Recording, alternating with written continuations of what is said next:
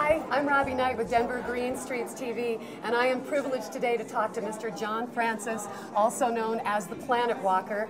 You walked for 22 years, and you were silent for 17 years. Yes. The walking was inspired largely by an oil slick, am I right? That's correct. That's okay. correct. Yeah. Do you want to tell the story of that? Well, that happened in 1971. I saw the spill, and I appreciate that question because a lot of people want to know how I got started in this environmental movement, and it was before the first Earth Day. Actually, I decided that I was going to give up riding in motorized vehicles because there was something I wanted to do, but I just didn't seem to have, the money or the education or any of those things. And so all I could figure out to do was to not ride and drive in motorized vehicles after seeing the spill. And after that, people argued with me about what one person could do. And I thought, well, I argued back. And then I realized that, I didn't know what I was talking about. And I was really getting tired of arguing. So what I did was on my 27th birthday, I was turning 27, I decided I wasn't going to speak for one day. And that also changed my life because I realized I hadn't been listening. I realized that it takes two people to argue. It was, not just them, it was me. And so it was us that we were arguing. And that I couldn't lie. And the not lying was really very good for me as an African American because it let me become who I am.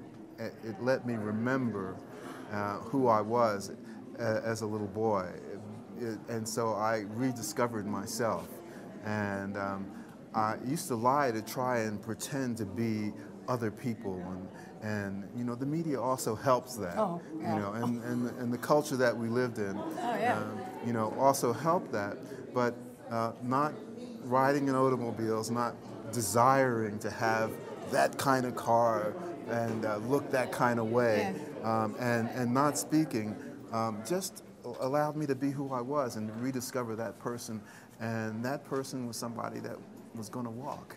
And when you walked and you met so many people across this country and you had so many experiences and really learned so much about people and about green and about how they intersect, that person that you found out who you were, was that really important in that discovery? To be that real person that you are inside and then really connect with people and connect with the people and the environment? Well, that's a really great question because as I walked across the United States, I studied environment all the way to a Ph.D. level in Oregon and Montana and finally at the University of Wisconsin in Madison. But the people that I met walking on the road, walking across America, playing the banjo and listening were my informal education, and they taught me so much about who we are and who we are becoming and who we have to be if we're going to get to this place where we do have the green economy, where we do care about the environment in a way that's so fundamental that we care about each other.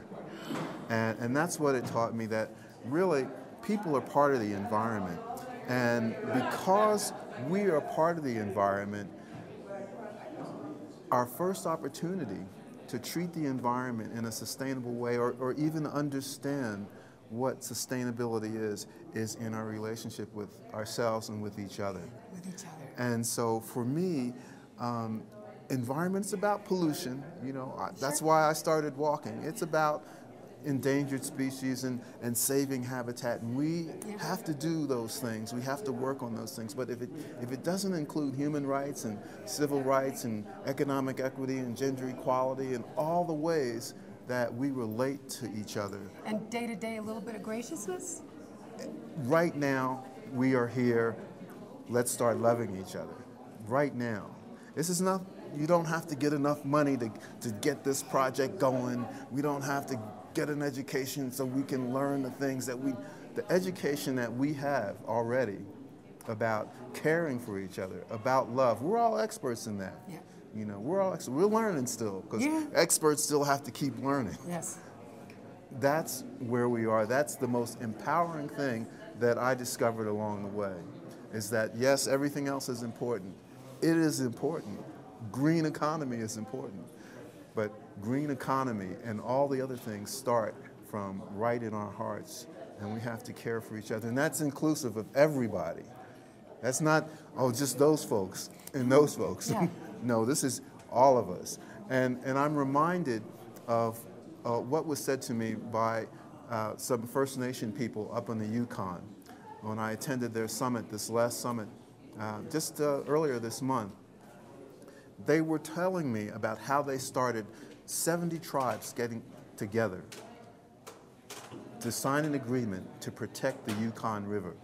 Now, they had different issues. One thought, well, you know, one tribe thought, you know, we have fishery issues that we want to talk about. And another tribe said, yeah, well, we have mining issues that we want to talk about. And they all went different issues, timber, all the way up, energy, all the way up the Yukon River.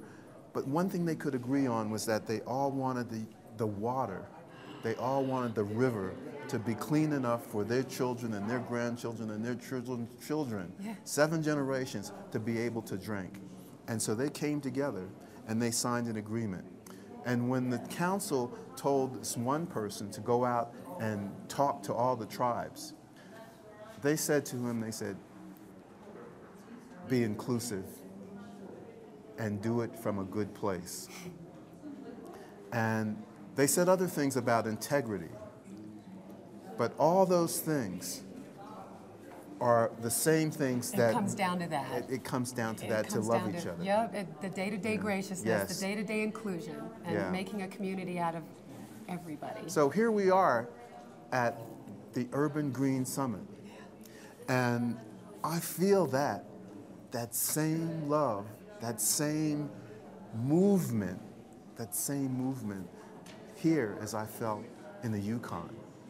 And I could tell you that it's happening all over the country, if not the world. I feel it too. Yes. It's so wonderful to talk to you. John Francis, the Planet Walker. Thank you so much. It's a privilege. Thank you. I'm Robbie Knight with Green Streets TV.